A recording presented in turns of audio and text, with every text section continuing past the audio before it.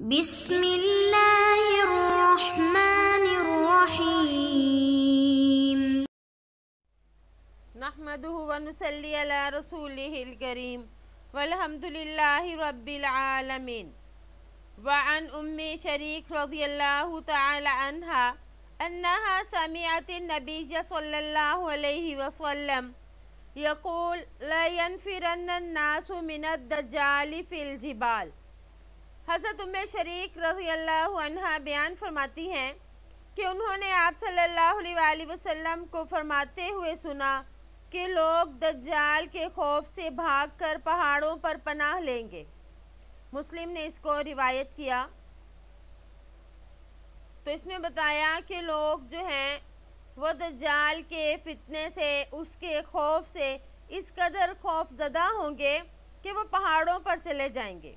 اور ایک دوسری روایت میں اس حدیث میں اس جملے کا بھی اضافہ ہے کہ حضرت ام شریک رضی اللہ عنہ پوچھتی ہیں کہ ان دنوں میں عرب کہاں ہوں گے؟ تو آپ صلی اللہ علیہ وآلہ وسلم نے فرمایا ان دنوں میں عرب بہت کم ہوں گے، یعنی جن کی زبان عربی ہے یہی زبان اہل جنت کی ہوگی۔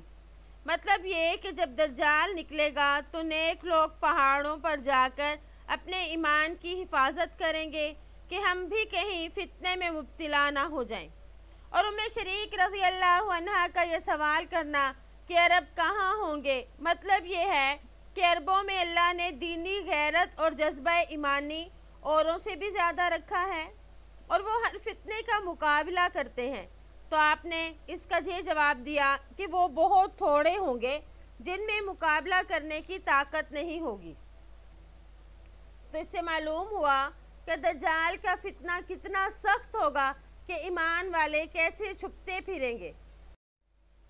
وعن عمران بن حسین رضی اللہ عنہما قال سمعت رسول اللہ صلی اللہ علیہ وسلم یقول ما بین خلق آدم الى قیام الساعہ امر اکبر من الدجال، رواہ مسلم۔ حضرت عمران بن حسین رضی اللہ عنہ سے روایت ہے کہ میں نے نبی کریم صلی اللہ علیہ وآلہ وسلم کو فرماتے ہوئے سنا کہ حضرت آدم کی پیدائش سے قیامت کے قائم ہونے تک دجال سے زیادہ خطرناک کوئی فتنہ نہیں ہے۔ حضرت آدم علیہ السلام کے زمانے سے قیامت تک دجال کے فتنے سے کوئی بڑا فتنہ نہیں ہوگا۔ اس وجہ سے ہر نبی نے اپنی اپنی امت کو اس کے فتنے سے ڈرایا ہے کہ اس کے فتنے میں اچھے اچھے لوگ پھنس جائیں گے، کیونکہ دجال ایک بڑی زبردست طلسماتی طاقت کا مالک ہوگا۔ تو اس وجہ سے وہ اپنے جادو کے اثرات سے لوگوں کے ایمان کو خراب کرے گا۔ تو اس لیے انبیاء نے اس کے فتنے سے اپنی امتوں کو ڈرایا۔ وعن ابی سعید خدری رضی اللہ عنہ عن النبی صلی اللہ علیہ وسلم قال یخرج الدجال فیتوجہ قبلہ رجل من المؤمنین فیتلقاہ مصالح الدجال فیقولون له الى این تعمد فیقول اعمد الى هذا الذی خرج فیقولون له او ما تؤمن بربنا فیقول ما بربنا خفان فیقولون اقتلوه فیقول بعضهم لبعض الیس قد نہاکم ربکم ان تقتلوا احدا دونه فینطلقون به الى الدجال فاذا رآه المؤمن قال ایا ایھا الناس ھذا الدجال الذی ذکر رسول اللہ صلی اللہ علیہ وسلم۔ حضرت ابو سعید خدری رضی اللہ عنہ سے روایت ہے کہ نبی کریم صلی اللہ علیہ وآلہ وسلم نے فرمایا کہ دجال کا خروج ہوگا تو مومنوں میں ایک آدمی اس کی طرف جائے گا، پس اس کو دجال کے مسلح یعنی پہرے دار ملیں گے۔ وہ اس مومن سے پوچھیں گے کہ تمہارا کیا ارادہ ہے؟ تو وہ کہے گا میرا اس شخص کے پاس جانے کا ارادہ ہے جو نکلا ہے۔ وہ اس سے کہیں گے کیا تم ہمارے رب پر ایمان نہیں رکھتے؟ تو وہ مومن جواب دے گا ہمارے رب سے تو کوئی پوشیدہ نہیں۔ پس وہ کہیں گے کہ اس کو قتل کر دو۔ پھر وہ آپس میں ایک دوسرے کو کہیں گے کیا تمہارے رب نے تمہیں اس بات سے منع نہیں کیا کہ اس کی اجازت کے بغیر کسی کو بھی قتل نہ کرنا؟ پس وہ مومن کو دجال کے پاس لے جائیں گے۔ جب وہ مومن دجال کو دیکھے گا تو کہے گا، اے لوگو، یہی وہ دجال ہے جس کا ذکر رسول اللہ صلی اللہ علیہ وآلہ وسلم نے فرمایا۔ فَيَأْمُرُ الدَّجَّالُ بِهِ فَيُشَبَّهُ فَيَقُولُ خُذُوهُ وَشُجُّوهُ فَيُوسَعُ ظَهْرُهُ وَبَطْنُهُ ضَرْبًا فَيَقُولُ أَوَمَا تُؤْمِنُ بِي فَيَقُولُ أَنْتَ الْمَسِيحُ الْكَذَّابُ فَيُؤْمَرُ بِهِ فَيُحْشَرُ بِالْمِئْشَارِ من مفرقه حتى يفرق بين رجليه ثم يمشي الدجال بين القطعتين ثم يقول له قم فيستوي قائما ثم يقول له أتؤمن بي فيقول ما ازددت فيك إلا بصيرا ثم يقول يا أيها الناس إنه لا يفعل بعد بأحد من الناس فيأخذه الدجال ليذبحه فيجعل الله ما بين رقبته إلى ترقوته نحاسا فلا يستطيع إليه سبيلا۔ تو دجال حکم دے گا کہ اس کو پیٹ کے بل لٹا دیا جائے اور کہے گا، اسے پکڑو اور اس کے سر اور چہرے کو مارا جائے۔ پس مارنے سے اس مومن کی پشت اور پیٹ کو کشادہ کر دیا جائے گا۔ پھر دجال پوچھے گا، کیا تو مجھ پر ایمان لاتا ہے؟ وہ کہے گا، تو مسیح کذاب ہے۔ پھر دجال اس کے بارے میں حکم دے گا کہ آرے سے اس کے سر کے درمیان سے اس کو چیر دیا جائے، حتیٰ کہ وہ اس کی دونوں ٹانگوں کے درمیان چلے گا۔ پھر اسے کہے گا، کھڑا ہو جا۔ پس وہ مومن سیدھا کھڑا ہو جائے گا۔ دجال پھر کہے گا، کیا تو مجھ پر ایمان لاتا ہے؟ تو وہ مومن کہے گا، تیرے بارے میں تو اب میرے یقین میں اور اضافہ ہو گیا۔ پھر وہ کہے گا، اے لوگو، میرے بعد یہ کسی کے ساتھ میرے جیسا سلوک نہیں کر سکے گا۔ پھر دوبارہ دجال اس کو پکڑ کر ذبح کرنا چاہے گا تو اللہ تعالیٰ اس کی گردن اور پسلی کے درمیان حصے کو تانبے کا بنا دیں گے۔ پھر دجال اس کے گلے کو کاٹنے کی طاقت نہیں رکھ سکے گا۔ فَيَأْخُذُ بِيَدِهِ وَرِجْلَيْهِ فَيَقْصِفُ بِهِ فَيَحْسَبُ النَّاسُ أَنَّمَا قَذَفَهُ إِلَى النَّارِ وَإِنَّمَا أُلْقِيَ فِي الْجَنَّةِ فَقَالَ رسول اللہ صلی اللہ علیہ وسلم هَذَا أَعْظَمُ النَّاسِ شَهَادَةً عِنْدَ رَبِّ الْعَالَمِينَ رواہ مسلم وروى البخاری بعضہ بمعنى المصالی هم الکفراء والطلائع۔ پھر دجال اس مومن آدمی کو اس کے ہاتھوں اور پاؤں کو باندھ کر اس کو دور پھینک دے گا۔ لوگ سمجھیں گے کہ اس نے اس کو آگ میں پھینکا ہے، لیکن حقیقتاً وہ جنت میں ڈال دیا گیا ہوگا۔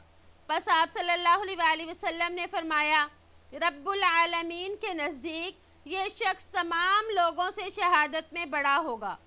مسلم نے اس کو روایت کیا۔ بخاری نے بھی اس کے معنی کی کئی روایات نقل کی ہیں۔ المصالی پہرے دار یا سیاسی یا جاسوس، اس کا معنی آتا ہے۔ تو یہاں پر بتایا جا رہا ہے کہ مومنوں میں سے ایک مومن آدمی دجال کی طرف جائے گا، تو اس میں اس مومن آدمی کی عظمت اور استقامت کا بیان ہے کہ دجال اس کو قتل کر کے اس کے دونوں پیروں کے درمیان چلے گا، پھر اس کو زندہ کرے گا، پھر اس کو قتل کرنے کی پوری کوشش کرے گا مگر قتل نہیں کر سکے گا۔ اللہ تعالیٰ اس مومن کی گردن کے حصے کو تانبے کا بنا دیں گے، یعنی اس کے بعد دجال کو جو اللہ نے مہلت دی تھی وہ ختم ہو جائے گی۔ تو اس میں کہا کہ دجال اس کو پھینک دے گا، انما القی فی الجنہ، تو در حقیقت اس کو جنت میں ڈال دیا گیا ہوگا۔ تو جنت سے مراد یا تو دنیاوی اور جسمانی راحت اور سکون ہے، یا پھر اس سے مراد آگ میں جلانے کے لیے ڈالے گا، مگر وہ آگ اللہ کے حکم سے سلامتی والی بن جائے گی، جیسے کہ حضرت ابراہیم علیہ السلام کے لیے نمرود کی آگ ٹھنڈک اور راحت کا ذریعہ بن گئی تھی۔ تو آپ صلی اللہ علیہ وسلم نے فرمایا ھذا اعظم الناس شہادۃ عند رب العالمین، یعنی رب العالمین کے نزدیک یہ شخص سب لوگوں سے زیادہ بڑی شہادت والا ہوگا، یعنی بڑے مرتبے والا ہوگا۔ اس کو شہید اس کی پہلی موت کے اعتبار سے کہا گیا، جو شروع میں دجال نے اس کو آرے سے چیرا تھا، مگر بعد میں تو وہ زندہ ہو جائے گا۔ اور بعض کے نزدیک شہادت سے مراد یہاں پر گواہی دینا ہے کہ حق تعالی شانو کے نزدیک جو ہے وہ سب سے بڑا گواہی دینے والا ہوگا، کیونکہ وہ گواہی دے رہا ہوگا کہ یہ دجال ہے، یہ جھوٹا ہے۔ وعن المغیرہ بن شعبہ رضی اللہ عنہ قال ما سأل احد رسول اللہ صلی اللہ علیہ وسلم عن الدجال اکثر مما سألته وإنه قال لي ما يضرك قلت إنهم يقولون إن معه جبل خبز ونهر ماء قال هو أهون على الله من ذلك متفق علیہ۔ حضرت مغیرہ بن شعبہ رضی اللہ عنہ فرماتے ہیں کہ دجال کے فتنے کے بارے میں جتنے سوالات میں نے کیے اتنے کسی نے بھی نہیں کیے۔ آپ صلی اللہ علیہ وسلم نے مجھ سے فرمایا وہ تم کو نقصان نہیں پہنچا سکے گا۔ میں نے عرض کیا لوگ کہتے ہیں اس کے پاس روٹی کا پہاڑ، پانی کی نہریں ہوں گی، تو آپ نے فرمایا اہل ایمان کو بچا لینا اللہ کے نزدیک اس سے زیادہ آسان ہوگا۔ تو اس میں فرمایا کہ اس کے پاس روٹی کا پہاڑ اور پانی کی نہر ہوگی، کہ قحط سالی ہوگی اور اس کے پاس جو ہے وہ روٹی اور پانی وافر مقدار میں موجود ہوگا۔ لوگ قحط سالی کی وجہ سے اس کے پاس آ جائیں گے، تو فرمایا آپ صلی اللہ علیہ وسلم نے ہوا اہون علی اللہ من ذالک، یعنی وہ اس سے زیادہ اللہ کے نزدیک ذلیل ہوگا کہ دجال کے پاس حقیقت میں کوئی طاقت نہیں ہوگی، وہ صرف دھوکہ اور فریب دے گا۔ اس دجل و فریب اور جھوٹ کو دیکھ کر ایمان والوں کا ایمان اور زیادہ پختہ ہوگا۔ علماء فرماتے ہیں دجال میں اتنی طاقت نہیں ہوگی کہ وہ ایمان والوں کو گمراہ کرے، وہ اپنے عقیدے اور عمل پر مضبوطی کے ساتھ قائم رہیں گے۔ جتنا دجال زور لگائے گا اتنا ہی ان ایمان والوں کے ایمان میں اضافہ ہوتا جائے گا۔ وعن انس رضی اللہ عنہ قال قال رسول اللہ صلی اللہ علیہ وسلم ما من نبی الا وقد انذر امته الاعور الكذاب الا انه اعور وان ربكم عز وجل ليس باعور مکتوب بین عینیہ کافرا یعنی کافر متفق علیہ۔ حضرت انس رضی اللہ عنہ سے روایت ہے کہ رسول اللہ صلی اللہ علیہ وسلم نے فرمایا جو بھی نبی آیا اس نے اپنی امت کو جھوٹے دجال سے ضرور ڈرایا۔ خبردار وہ دجال کانا ہے اور تمہارا رب کانا نہیں ہے۔ اس دجال کی دونوں آنکھوں کے درمیان کافارا لکھا ہوگا۔ تو اس میں بتایا کہ کوئی بھی نبی نہیں آیا مگر اس نے اپنی امت کو جھوٹے دجال سے ڈرایا۔ تو اس کا مطلب یہ ہے کہ اللہ نے دجال کا وقت مقرر نہیں فرمایا تھا، صرف اس قدر بتایا کہ وہ قیامت کے نزدیک ظاہر ہوگا، اور قیامت کا وقت طے نہیں تو دجال کا وقت بھی طے نہیں ہے۔ تو اس کی ایک نشانی بتائی انہو اعور، کہ دجال کانا ہے، جبکہ اللہ تعالیٰ کانا نہیں ہے، کیونکہ مسلمانوں کا عقیدہ یہ ہے کہ اللہ کی ذات اور صفات میں کوئی عیب اور نقص نہیں، اور دجال چونکہ اپنے آپ کو یہ کہے گا کہ میں رب ہوں، مجھے اللہ مانو، نعوذ باللہ، تو اس لیے کہا کہ اللہ تو وہ ذات ہوتی ہے جس میں کوئی عیب نہ ہو۔ مکتوب بین عینیہ، یعنی اس کی دونوں آنکھوں کے درمیان کافارا یعنی کفر جو ہے یہ لکھا ہوا ہوگا۔ تو یہ ایسا لفظ ہوگا جس کو ہر ایمان والا پڑھے گا۔ نیز یہ کہ دجال کفر کی طرف بلانے والا اور کفر پھیلانے والا ہوگا، کفر کا باعث ہوگا، لہٰذا دجال سے بچتے رہنا اور اس کی اطاعت نہ کرنا واجب ہوگا۔ یہ امت محمدیہ صلی اللہ علیہ وسلم پر اللہ کا انعام ہوگا کہ اس نے دجال کی دونوں آنکھوں کے درمیان کافارہ لکھ دیا ہے، جس کو ہر ایمان والا پڑھ سکے گا تاکہ اس کے مکر و فریب میں نہ آ سکے اور اس کے جال سے بچ جائے۔ وعن ابی ہریرہ رضی اللہ عنہ قال قال رسول اللہ صلی اللہ علیہ وسلم الا احدثکم حدیثا عن الدجال ما حدث به نبی قومه انه اعور وانه يجيء بمثال الجنة والنار فالتي يقول انها الجنة هي النار متفق علیہ۔ حضرت ابو ہریرہ رضی اللہ عنہ سے روایت ہے کہ نبی کریم صلی اللہ علیہ وسلم نے ارشاد فرمایا، کیا میں تمہیں دجال کے بارے میں ایسی بات نہ بتلاؤں جو کسی بھی نبی نے اپنی امت کو نہیں بتلائی؟ وہ کانا ہے اور وہ اس حال میں آئے گا کہ اس کے پاس جنت اور جہنم جیسی چیز ہوگی، پس جس کو وہ جنت کہے گا وہ در حقیقت جہنم ہوگی۔ تو اس میں بتایا کہ دجال جو ہے وہ کانا ہوگا، یعنی اس کی ایک آنکھ نہیں ہے۔ بعض کہتے ہیں اعور کے معنی عیب دار کے ہیں، یعنی اس کی آنکھ جو ہے وہ ہوگی لیکن عیب دار ہوگی۔ پھر کہا کہ اس کے پاس جنت اور جہنم کی مثال ہوگی، یعنی اس جیسی کوئی چیز ہوگی۔ مطلب یہ کہ جس کو دجال جو ہے لوگوں کے سامنے پیش کرے گا اور جس کو یہ کہے گا کہ یہ جنت ہے تو در حقیقت وہ جہنم ہوگی، اور جس کو یہ کہے گا کہ یہ دوزخ ہے تو وہ حقیقتاً جنت ہوگی۔